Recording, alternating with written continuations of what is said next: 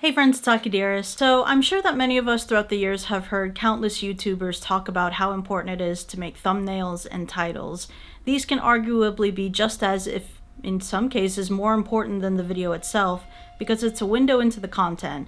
I once heard another content creator say that if my mother can understand this topic, it's probably a good enough video. And while it may be true that using words and tags that are trending will get you the views, sometimes that's not always the case. Today I want to talk about two videos that are very abstract, very dark, and go over very disturbing themes that have a couple million views that I haven't really seen many people talk about. One video I'm just gonna be calling Lines because the title of it is literally just a series of lines. And the other video is called PokoPokoPan. It's a Japanese word, but it doesn't even make sense to a Japanese person. And yet these videos have a couple million views each. I think the reason behind the success of these videos is pretty obvious. Because they're vague and they're strange and they play into how less is more. They draw you in because you have no idea what you're getting yourself into. There's almost something kind of haunting about these titles as well. It's not the first time we've seen videos like this. These types of videos really play into the more abstract sort of field into content creating, and these really are, in my opinion, one in a million that can really make it through the algorithm through just pure raw talent. Now, I highly suggest that you watch these videos. They're only 1 to maybe at most 5 minutes. I'll link them in the description below, but mind you, these are going to be very dark videos talking about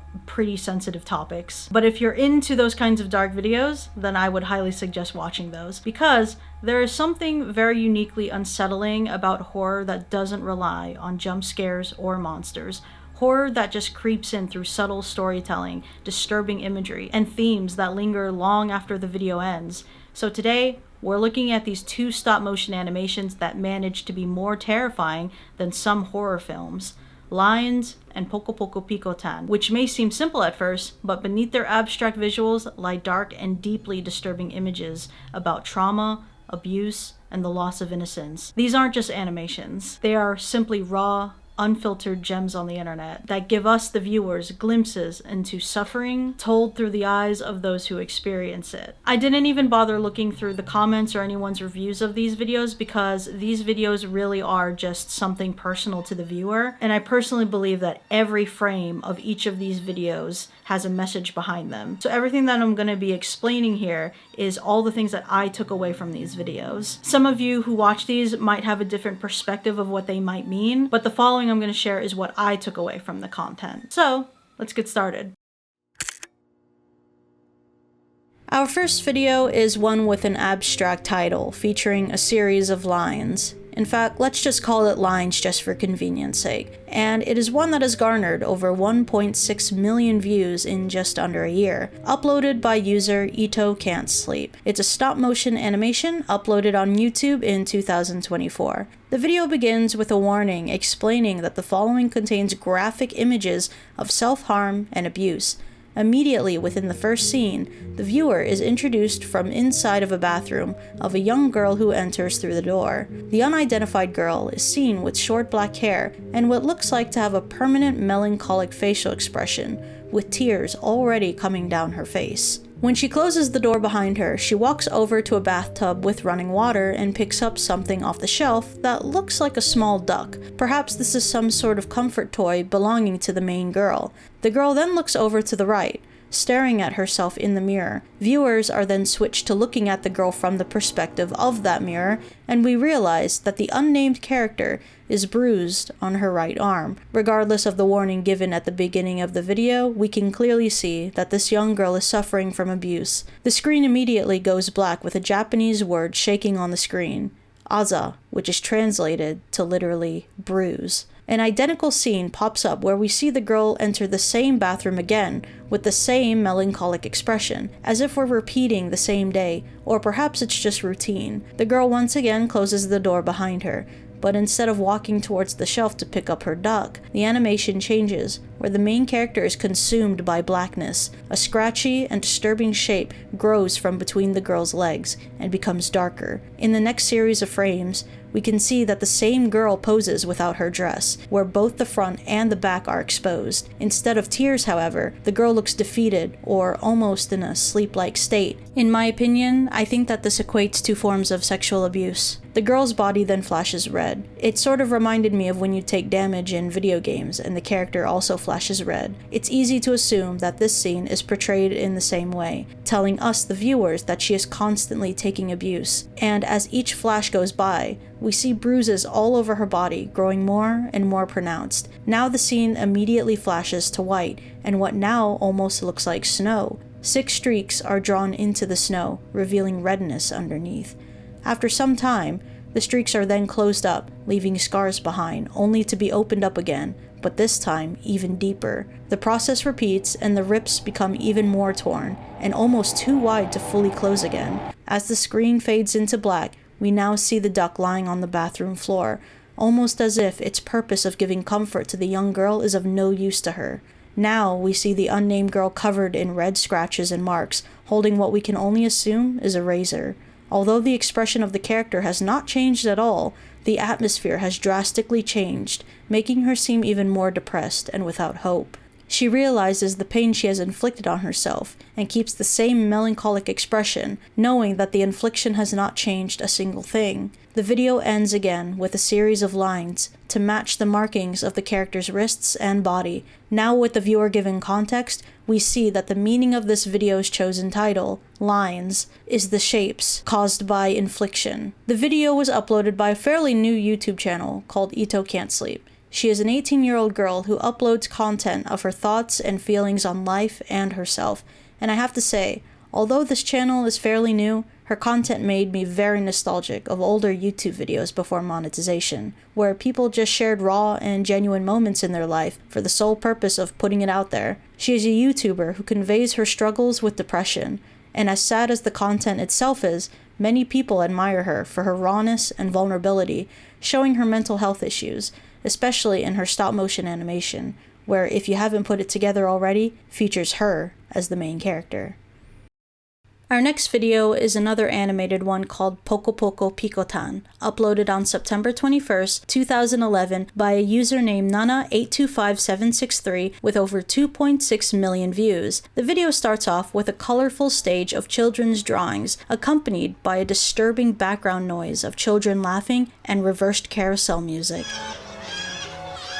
The Japanese characters come together with the title of the video, PokoPokoPan. This word has no real translation from Japanese. Instead, it's more of an onomatopoeia for sounds that are bubbly and cute. So the entire title of this video is simply a series of fun noises appealing to children. It's like imagining if it was titled like Tippy Tappy Tiki Talk. There's no meaning to it, it's just childish, which is exactly the theme of what this video starts as. For the first 30 seconds, the 2 little girls are frantically playing and laughing with one another.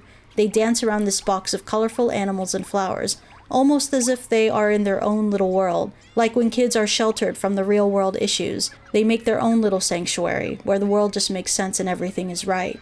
They bump heads, play, and are greeted with flying clouds and balloons and animals, but the music is still reversed, showing us the viewers that something is off and not quite right.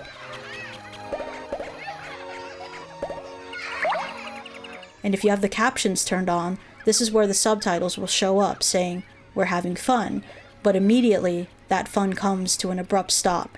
The scene turns red and a black figure comes from off screen, as if something has invaded their tiny box. If you look closely, the figure seems to be a hand slowly creeping into the fantasy of these little girls. The kids seem to be fully unaware of the massive change that's just happened and continued playing. And for a second, things are normal, but the figure pops up again, even bigger from the right side, and groaning in the distance can be heard. The girls still do not seem fazed by any of this, but if you look closely, all of the other little creatures become frightened and run away. The scene continues normally. Now the creature has jumped out again, grabbing one of the young girls by force. Her friend tries to run, but is only limited by the boundaries of the tiny little box, trapping her inside and witnessing her friend getting taken. The figure disappears, and the mood of the girls have changed. Now one of the girls has a completely burned area of her body. She cries, and we can see the marks of where the figure has been, leaving marks in their perfect little world. The figure now comes out to chase the girls once again. They run, but they cannot hide, and are cornered into the safest spot that they can find for now. The creature leaves another huge mark. Their tiny box is slowly becoming ruined by the strange entity. and once that entity leaves, the kids carry on playing, making the most of what's left. Now the demonic creature returns and completely destroys the bottom layer of the screen where the girls played the most. But now things have changed. As the entity becomes more violent, destroying their world, the girls keep playing, but almost in a delusional state. More tiny animals and cute creatures keep popping up. It's almost as if these girls are trying to live with this torture in their world and making up more fantasies to just cover up all the damage that's been done. Now there are holes and rips beyond repair in their tiny little box. It becomes crowded with fantasies and horrible mixes with bright colors and dark horror. As if we're seeing a battlefield between good and evil, the hand of evil now grabs one of the girls by force. She is released and is seen in the background running back and forth without a head, unable to see where she's going. She's able to run around her fantasy, but with no direction or any idea of what is going on. All she can feel is pain and hear the sound of her friends' cries. The hand now has taken over and begins to completely dismantle their world. It punches everything in sight, destroying everything good that was once in their world. As the remaining young girl watches in horror, the demon takes out all the animals, the balloons, and all of the color that once was there, forcing the young girl to witness her entire world collapse before she too is taken. The captions then pop up with the words, "PokoPokoPan." These are the words being said by the child. It's almost as if she thinks they're magic words that she hopes will turn everything back to normal, but it is no use.